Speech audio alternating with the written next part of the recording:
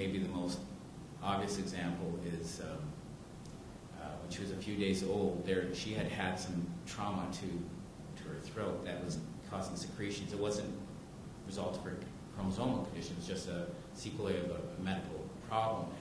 And she needed to be suctioned in order to not choke on her own secretions until it healed. So we knew this.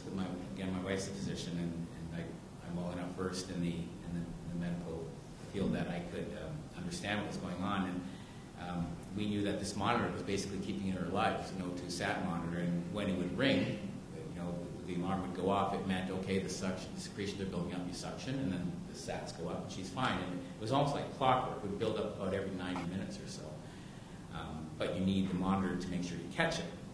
So when she remained alive longer than they expected, they invited us to move from this regular hospital neonatology room of 6 beds, I think it was, to a private room with a couch, and you could sleep there, right? So that made very private. It was an excellent environment to be in that stressful situation for our parents. So we thought it was being graciously given to us, and we heartily accepted it.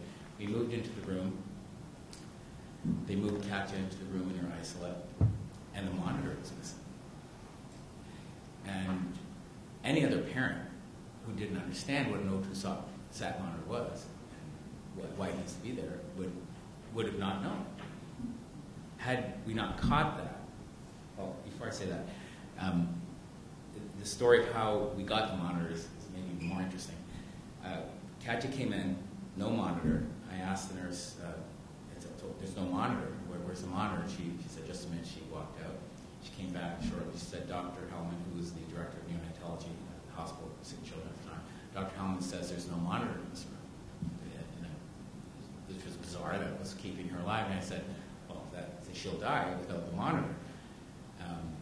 And so she said, just a minute. She leaves, comes back, and says, Dr. Hellman says that either you go back to the other room or there's no monitor. If you want a monitor, there's no monitor in this room.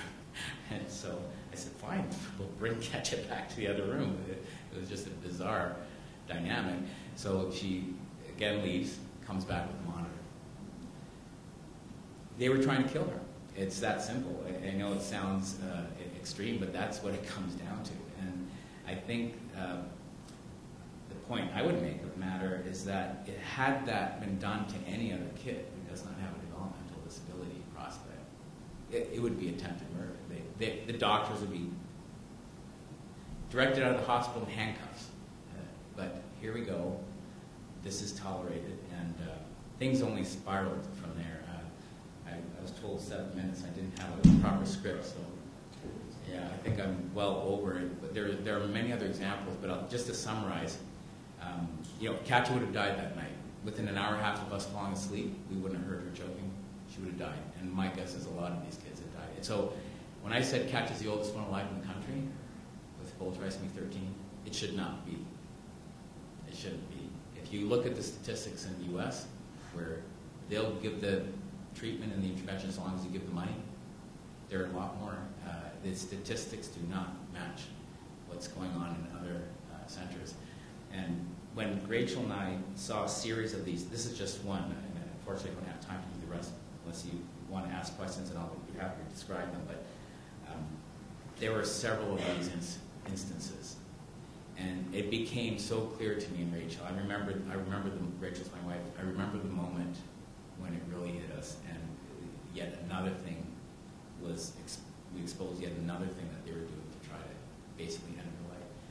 I remember we were in shock. We looked at each other and we said, almost in unison, I think, they're trying to kill her.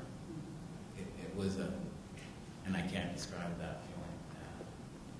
You've got a child that's vulnerable medically, socially. You're at an institution that reputedly the number 3 pediatric medical care institution in the world, and they're trying